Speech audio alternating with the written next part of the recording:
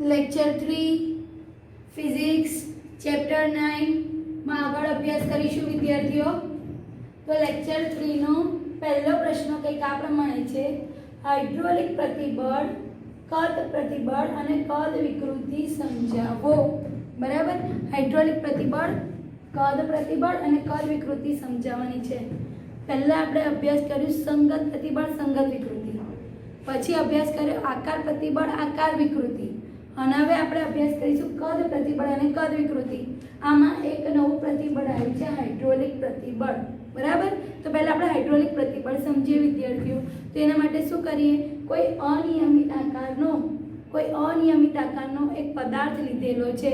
બરાબર, આ પદાર્થને ઘણું ઊંચું દબાણ ધરાવતા હોય તેવા એક તરલમાં મૂકીએ છીએ। તરલ એટલે વહી શકે એવી વસ્તુ। બરાબર, એમાં વાયુ પણ આવે અને પ્રવાહી પણ આવે। તરલમાં બંને આવે, વાયુ પણ આવે અને પ્રવાહી પણ આવે। બરાબર, તો ખૂબ ઊંચું દબાણ ધરાવતા તરલમાં આપણે આ પદાર્થને મૂકીએ છીએ।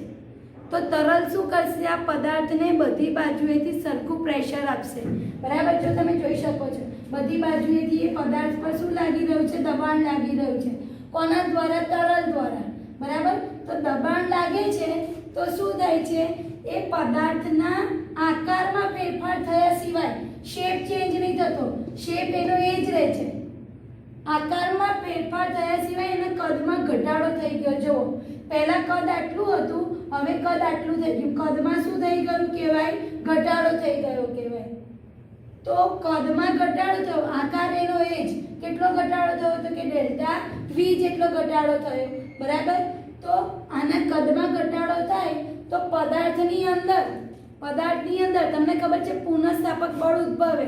તો આ પરિસ્થિતિમાં પણ પુનઃસ્થાપક બળ ઉદ્ભવશે, અને પુનઃસ્થાપક બળ કઈ દિશામાં હશે તો કે બળથી જે બળ લાગે છે એ બળની વિરુદ્ધ દિશામાં ને એટલા જ મૂલ્યનું, આવી રીતે। બરાબર, આ પુનઃસ્થાપક બળ ઉદ્ભવે છે પદાર્થની અંદર। બરાબર, તો એકમ ક્ષેત્રફળ દીઠ ઉદ્ભવતા આવા પુનઃસ્થાપક બળને હાઇડ્રોલિક પ્રતિબળ કહે છે। બરાબર, હાઇડ્રોલિક પ્રતિબળ કહે છે। જોઈએ હવે એની પ્રોપર ડેફિનેશન, પ્રોપર થિયરી આપણે અહીંયા આગળ જોઈએ। એકવાર મેં તમને ઉપરથી સમજાવ્યું, હવે આપણે અંદર ડિટેલમાં જોઈશું। શું કહે છે, આકૃતિમાં દર્શાવ્યા મુજબ ઘન પદાર્થને ઊંચું દબાણ ધરાવતા કોઈ તરલમાં મૂકવામાં આવે છે। ઊંચું દબાણ હોવું જોઈએ। બરાબર, એની અંદર આપણે ઘન પદાર્થ મૂક્યો ત્યારે પદાર્થ બધી બાજુએથી નિયમિત રીતે દબાય છે।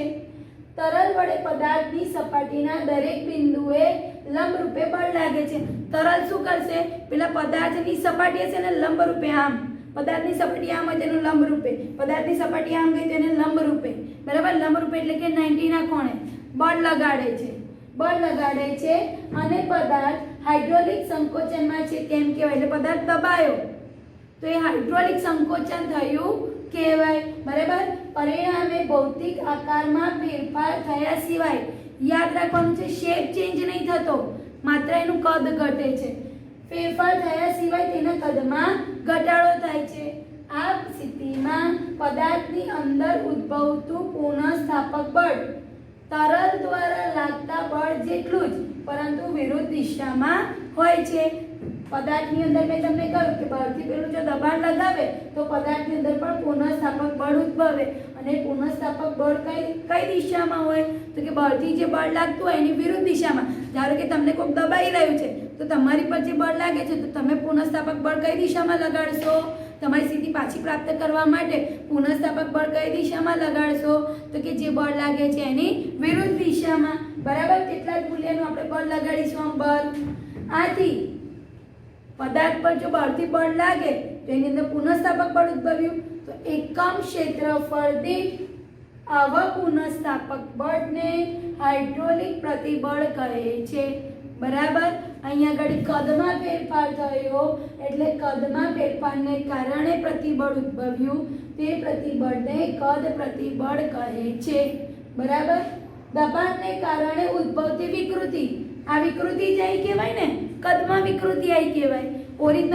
ઓરિજિનલ કદ કરતાં કદ ઘટી ગયું તો દબાણને કારણે એનામાં વિકૃતિ આવી ગઈ, તે વિકૃતિને શું કહેવાશે, કદ વિકૃતિ કહેવાશે।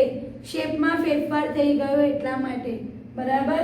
ચલો તો પછી શું કહેવાય, જો મૂળ કદ v લઈએ અને કદમાં થતો ફેરફાર ડેલ્ટા v લઈએ તો કદ વિકૃતિ બરાબર ev is equal to delta v by v, ઉપર ફેરફાર અને નીચેની મેઇન વેલ્યુ, બરાબર.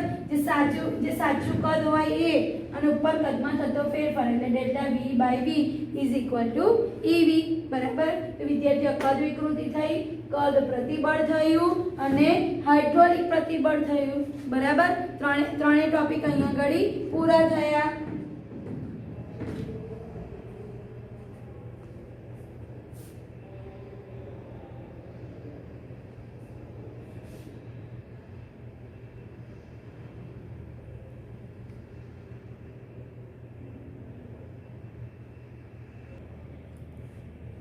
ચેપ્ટરમાં થોડાક આગળ વધીએ વિદ્યાર્થીઓ.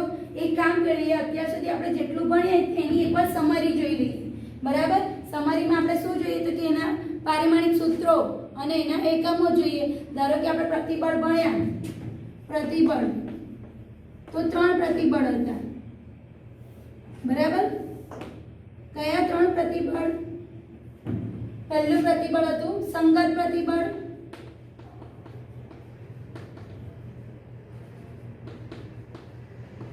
બીજું પ્રતિબળ હતું આકાર પ્રતિબળ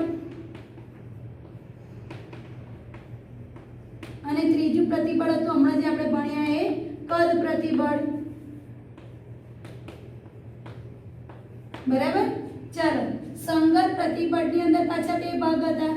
આ સંગત પ્રતિબળ, એની અંદર પાછા 2 ભાગ હતા, તણાવ પ્રતિબળ અને દાબીય પ્રતિબળ.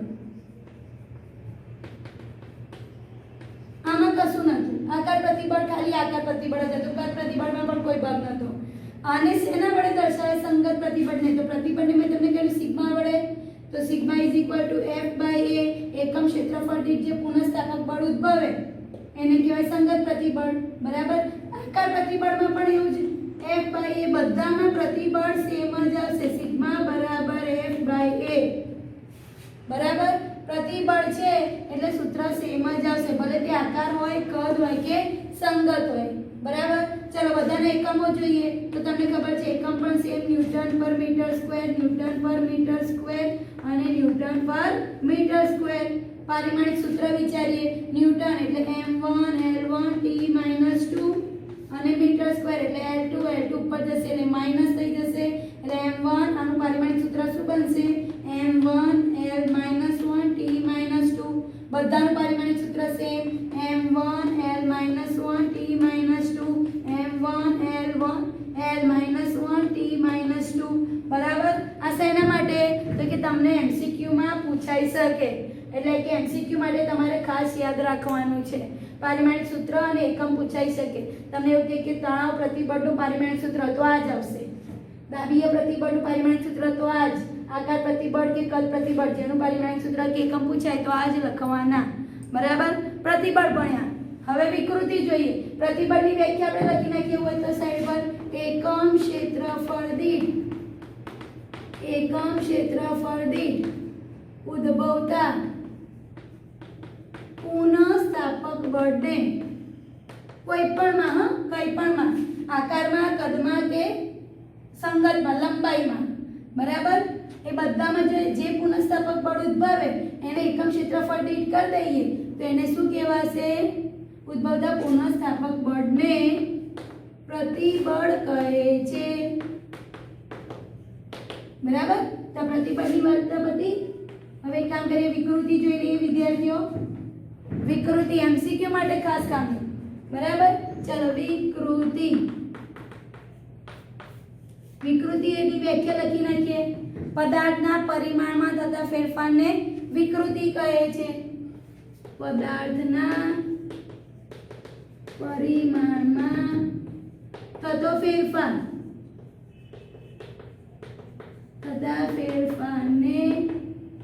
વિકૃતિ કહે છે. ફેરફાર એટલે ગમે તે વસ્તુ થઈ શકે, કાં તો વધે ખરું કાં તો ઘટે ખરું, બરાબર. વિકૃતિના 3 પ્રકાર હતા. કઈ 3 વિકૃતિ હતી? સંગત વિકૃતિ અને જેવું જેવું સંગત વિકૃતિ, આકાર વિકૃતિ અને કદ વિકૃતિ. બરાબર. સંગતની અંદર પાછા બે ભાગ હતા. કયા કયા? તણાવ વિકૃતિ અને દાબીય વિકૃતિ. તણાવ એટલે ખેંચીએ ત્યારે અને દાબીય એટલે દબાઈએ ત્યારે.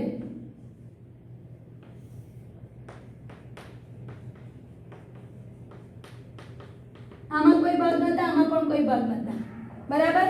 ચાલો, સંગત વિકૃતિ કે તો બે આવે, સંગત પ્રતિબળ કે તો પણ બે આવે. બરાબર. પણ આમાં કશું ના આવે ને આમાં પણ કશું ના આવે.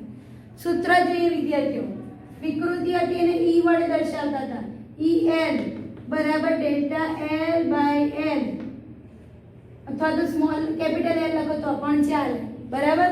લંબાઈમાં થતો ફેરફાર ભાગ્યા મૂળ લંબાઈ. આકાર વિકૃતિને E થીટા વડે દર્શાવતા હતા.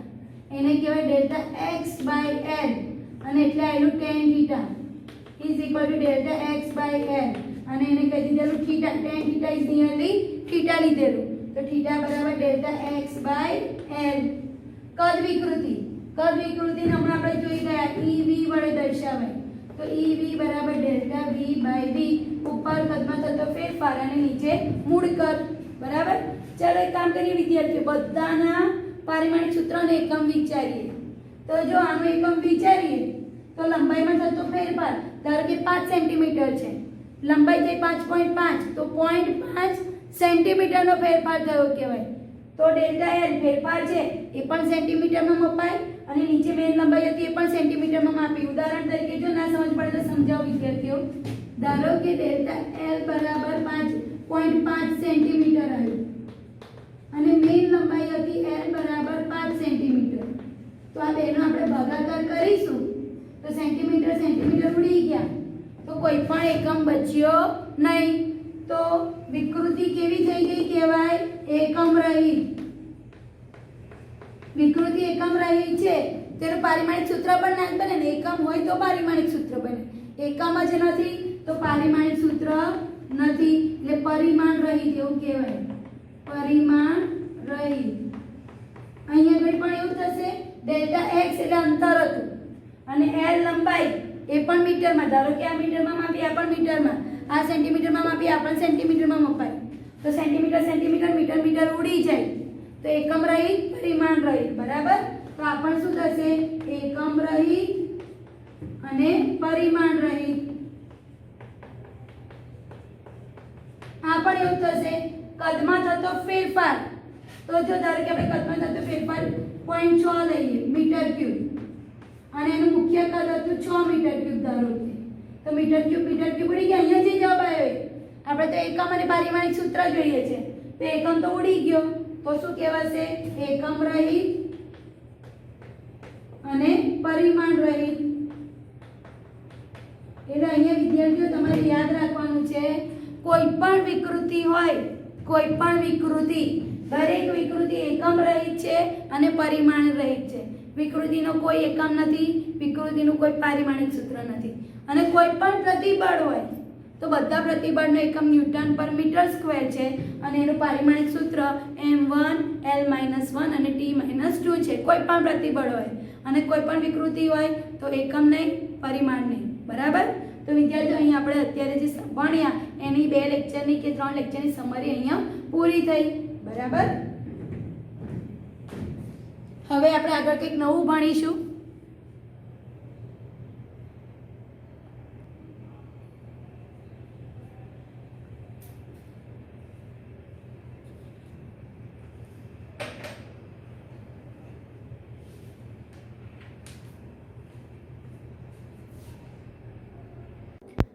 લેક્ચર 3 માં આગળ કન્ટિન્યુ કરીએ વિદ્યાર્થીઓ.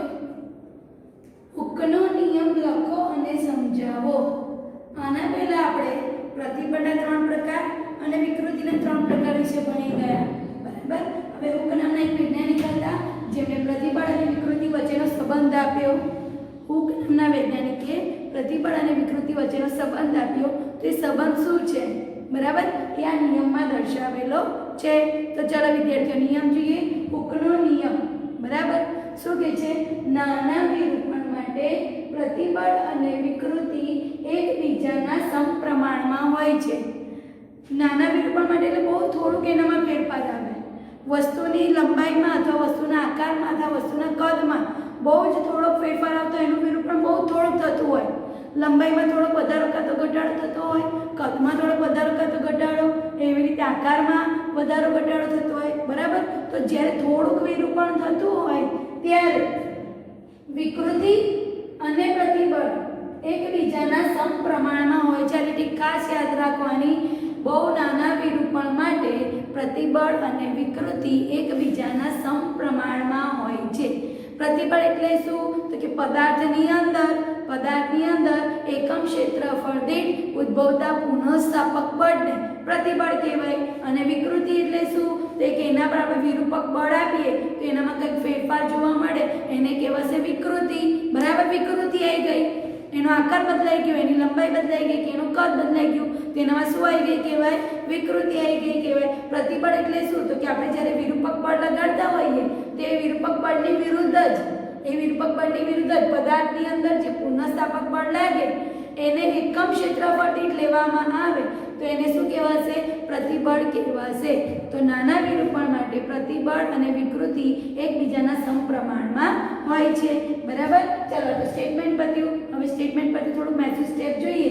તો પ્રતિબળ ચલે છે વિકૃતિ. બરાબર, હવે તમને ખબર છે ચલે છે નિશાની કાઢી તો કોઈ અચળાંક મૂકવો પડે. તો પ્રતિબળ એમને એમ, ચલે છે નિશાની કાઢી તો અચળાંક કે મૂકેલો છે અને ગુણ્યા વિકૃતિ એમને એમ. હવે કે એ નવી વસ્તુ હોય તો એ કે શું છે એ તમારે સમજાવવું પડશે. તો કે શું છે? તો કે એ સમપ્રમાણતા અચળાંક છે. કે શું છે? સમપ્રમાણતાનો અચળાંક છે. આ ચલે છે, આ તો ચલે છે નિશાની કાઢીને અચળાંક મૂક્યો, એ અચળાંકને કહેવાય સમપ્રમાણતા અચળાંક. પણ અહીંયા એ અચળાંકને પ્રોપર નામ આપેલું છે અને એ અચળાંક છે સ્થિતિસ્થાપક અંક. k સ્થિતિસ્થાપક અંક. બરાબર, તો ચાલો હવે k નો એકમ વિચારવો પડશે. k નો એકમ શું બનશે? તો કે k ને સૂત્રનો કરતા બનાવીએ તો પ્રતિબળ ભાગ્યા વિકૃતિ. તો જો k બરાબર પ્રતિબળ ભાગ્યા વિકૃતિ. હવે આને પહેલા જ આપણે જોયું કે વિકૃતિ પરિમાણ રહિત છે અને એકમ રહિત છે. વિકૃતિનો કોઈ એકમ નથી, વિકૃતિને કોઈ પારિમાણિક સૂત્ર નથી, પ્રતિબળને છે. તો પ્રતિબળ એટલે શું? તો કે પ્રતિબળ F/A. આપણે ભણી ગયા પ્રતિબળ F/A. તો F એટલે શું? તો કે ન્યૂટન, A એટલે શું? Metre square. વિકૃતિનો તો કોઈ એકમ જ નથી. બરાબર, તો k નો એકમ એ જ આપણા શું થઈ જશે? પ્રતિબળનો એકમ થઈ જશે. તો પ્રતિબળનો એકમ હતો ન્યૂટન પર મીટર સ્ક્વેર, એટલે k નો એકમ પણ થઈ ગયો ન્યૂટન પર મીટર સ્ક્વેર. ન્યૂટન પર મીટર સ્ક્વેર લખો અથવા પાસ્કલ લખો, બંનેનો મતલબ સેમ જ થશે. બરાબર, તો અહીંયા આગળ આપણને સ્થિતિસ્થાપક અંકનો એકમ મળી ગયો. એકમ ન્યૂટન પર મીટર સ્ક્વેર અથવા પાસ્કલ.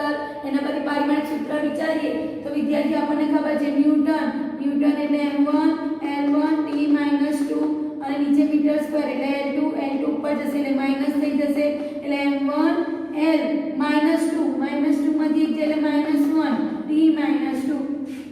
તો એનું શું થઈ ગયું? પારિમાણિક સૂત્ર થઈ ગયું. એક માર્ક્સમાં કદાચ પૂછાય કે સ્થિતિસ્થાપક અંકનું પારિમાણિક સૂત્ર શું થાય અથવા કોને મેચિંગ છે? તો પ્રતિબળને મેચિંગ છે. પ્રતિબળ કોને મેચિંગ છે? તો કે દબાણને. આ જ પારિમાણિક સૂત્ર દબાણનું છે, આ જ પારિમાણિક સૂત્ર પ્રતિબળનું છે અને આ જ પારિમાણિક સૂત્ર સ્થિતિસ્થાપક અંકનું છે વિદ્યાર્થીઓ. બરાબર, તો અહીંયા હૂકનો નિયમ પૂરો થયો. જોઈએ હૂકના નિયમમાં આપણે શું જોયું? તો પહેલું સ્ટેટમેન્ટ, નાના વિરૂપણ માટે પ્રતિબળ અને વિકૃતિ એકબીજાના સમપ્રમાણમાં હોય છે. પછી એને આપણે મેથેમેટિકલી લખ્યું, પ્રતિબળ ચલે છે વિકૃતિ ચલે છે નિશાની દૂર કરીને અચળાંક મૂક્યો કે. તો કે શું છે? તો કે સમપ્રમાણતા અચળાંક. એ સમપ્રમાણતા અચળાંકને પ્રોપર નામ આપેલું છે, એને નામ આપેલું છે સ્થિતિસ્થાપક અંક. હવે કોઈ નવી વસ્તુ હોય તો એનો એકમ શું બને, પારિમાણિક સૂત્ર શું બને વિચારવું પડે. તો કે ને સૂત્રનો કરતા બનાવીએ તો વિકૃતિ ભાગામાં જતી રહેશે એટલે પ્રતિબળ ભાગ્યા વિકૃતિ આપણું કે થઈ જશે. હવે વિકૃતિને તો કોઈ એકમ નથી, કોઈ પારિમાણિક સૂત્ર નથી. બરાબર, તો k નો એકમ શું થશે? તો કે જે પ્રતિબળનો એકમ છે એ જ k નો એકમ થશે. પ્રતિબળનો એકમ શું થાય? ન્યૂટન પર મીટર સ્ક્વેર એટલે k નો એકમ પણ થઈ ગયો ન્યૂટન પર મીટર સ્ક્વેર. સ્ક્વેર, ન્યૂટન પર મીટર સ્ક્વેર કહો કે પાસ્કલ કહો, બંનેનો મતલબ એક જ થશે. એટલે ન્યૂટન પર મીટર સ્ક્વેર કે પાસ્કલ એ સ્થિતિસ્થાપક અંકનો એકમ આવી ગયો. એનું પારિમાણિક સૂત્ર તો ન્યૂટન પર મીટર સ્ક્વેર પર જેનું પારિમાણિક સૂત્ર લઈએ m1 l-1 અને t-2.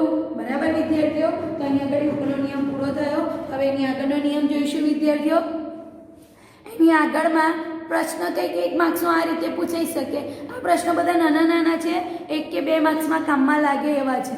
બરાબર, તો પ્રશ્ન કંઈક આ પ્રમાણે થશે છોકરાઓ. સ્થિતિસ્થાપક અંક એટલે શું સમજાવો. બરાબર, અહીંયા આગળ મેં ખાલી સ્થિતિસ્થાપક અંક લખ્યું છે. તમને એવું પૂછી શકે સ્થિતિસ્થાપક અંકની વ્યાખ્યા આપો. બરાબર, તો એ વ્યાખ્યા આ છે, જોઈએ. સ્થિતિસ્થાપક અંક એટલે શું. અહીંયા આગળ આપણે ભણ્યા સ્થિતિસ્થાપક અંક. બરાબર, પણ સ્થિતિસ્થાપક અંક એટલે શું, તો આના પરથી લખવાનું પ્રતિબળ અને વિકૃતિના ગુણોત્તરને સ્થિતિસ્થાપકતા અંક કહે છે. બરાબર, પ્રતિબળ અને વિકૃતિના ગુણોત્તરને સ્થિતિસ્થાપક અંક કહે છે. સ્થિતિસ્થાપક અંક દ્રવ્યની જાત પર આધારિત છે. દ્રવ્યની જાત પર આધારિત છે મતલબ કે તમે લોખંડની વસ્તુ લોખંડનો ઘન પદાર્થ લો છો, સોનાનો ઘન પદાર્થ લો છો કે કયા પ્રકારનો ઘન પદાર્થ લો છો, એ દ્રવ્યની જાત પર આધારિત કહેવાશે. બરાબર, લોખંડ છે, સોનું છે, ચાંદી છે, એલ્યુમિનિયમ છે, કઈ ધાતુ તમે લીધેલી છે એની પર આધારિત છે. તેના પરિમાણ પર આધારિત નથી. પરિમાણ મતલબ કે એની સાઈઝ. લોખંડનો ટુકડો તમે આટલો લો અને સોનાનો આટલો મોટો ટુકડો લો, બરાબર, પણ એનો સ્થિતિસ્થાપક અંક ક્યારેય બદલાય નહીં, કેમ કે તો અચળાંક છે. અચળાંક છે એ નાની વસ્તુ માટે પણ લાગુ પડે અને મોટી વસ્તુ માટે પણ લાગુ પડશે. સ્થિતિસ્થાપક અંક એક પ્રકારનો અચળાંક છે જેના પરિમાણ પર આધાર ના રાખે, એની સાઈઝ પર આધાર ના રાખે. લોખંડ હોય, દ્રવ્ય કયું છે તો કે લોખંડ, તો લોખંડની સાઈઝ ગમે તેટલી હોય, આટલી હોય કે આટલી હોય, એનો સ્થિતિસ્થાપક અંક અચળ જ રહે. બરાબર, સોનું ગમે, સોનું કહી દીધું એટલે સોનું એક પ્રકારનું દ્રવ્ય થયું કહેવાય, એની સાઈઝ નહીં જોવાની. સોનાનો સ્થિતિસ્થાપક અંક તમને આપેલો જ હશે. બરાબર, તો એને કહેવાય સ્થિતિસ્થાપક અંક. સ્થિતિસ્થાપકતા અંક કઈ વસ્તુ પર આધારિત છે અને કઈ વસ્તુ પર આધારિત નથી, તો કે દ્રવ્યની જાત પર આધારિત છે પણ એના પરિમાણ પર આધારિત નથી. બરાબર, ચાલો આગળ જોઈએ. સ્થિતિસ્થાપકતા અંક કેટલા પ્રકારના છે? એટલે સ્થિતિસ્થાપક અંકો 3 પ્રકારના છે. યંગ મોડ્યુલસ, જેને y વડે દર્શાવાય, બલ્ક મોડ્યુલસ અથવા કદ સ્થિતિસ્થાપકતા અંક. કદ સ્થિતિસ્થાપકતા અંક લખો કે બલ્ક મોડ્યુલસ લખો, બંનેનો મતલબ એક જ છે. બરાબર, યંગ મોડ્યુલસ y, આકાર સ્થિતિસ્થાપકતા અંક. આમાં લંબાઈ સાથે જોડાયેલો છે, આ કદ સાથે જોડાયેલો છે અને આ આકાર સાથે જોડાયેલો છે. આકાર સ્થિતિસ્થાપકતા અંક અથવા દ્રઢતા ગુણાંક અથવા મોડ્યુલસ ઓફ રિજિડિટી, ત્રણેયનો મતલબ એક જ છે. તમને એવું કહે કે આકાર સ્થિતિસ્થાપકતા અંક શોધો અથવા મોડ્યુલસ ઓફ રિજિડિટી શોધો અથવા દ્રઢતા ગુણાંક શોધો, તો ત્રણેયનો મતલબ એક જ છે, જેને આપણે g વડે દર્શાવીશું. બલ્ક મોડ્યુલસ કે અથવા કદ સ્થિતિસ્થાપકતા અંક કે તો એને આપણે d વડે દર્શાવીશું. બરાબર, અને પહેલો છે યંગ મોડ્યુલસ. તો જોઈએ સ્થિતિસ્થાપક અંકો કેટલા પ્રકારના છે, તો કે સ્થિતિસ્થાપક અંકો 3 પ્રકારના છે. યંગ મોડ્યુલસ, બલ્ક મોડ્યુલસ અને મોડ્યુલસ ઓફ રિજિડિટી. બરાબર, એ 3 નામ યાદ રહેશે તો પણ ચાલશે વિદ્યાર્થીઓ. તો અહીંયા આગળ આપણે હુકનો નિયમ અને સ્થિતિસ્થાપક અંક વિશે ભણ્યા.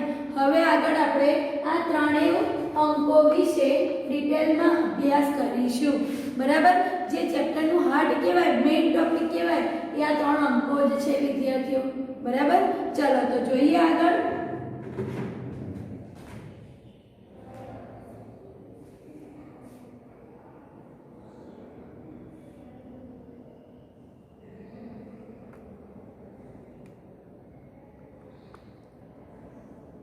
અહીંયા લેક્ચર 3 પૂરો કરીએ છીએ.